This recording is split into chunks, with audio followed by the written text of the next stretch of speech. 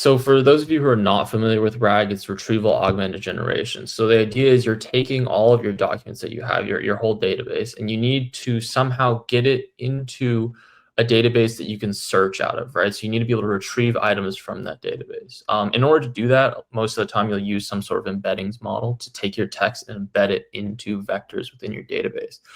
The issue with that is that all embeddings model have some sort of context window limit, right? You can't just take your full book and just embed the entire book at once using your embeddings model. You need to break that book down into a bunch of different smaller chunks so that your embeddings model can actually embed each of those individual chunks. So assuming, for example, that your embeddings model has like a 512 token context window, how can I break this book down into chunks no bigger than 512 tokens?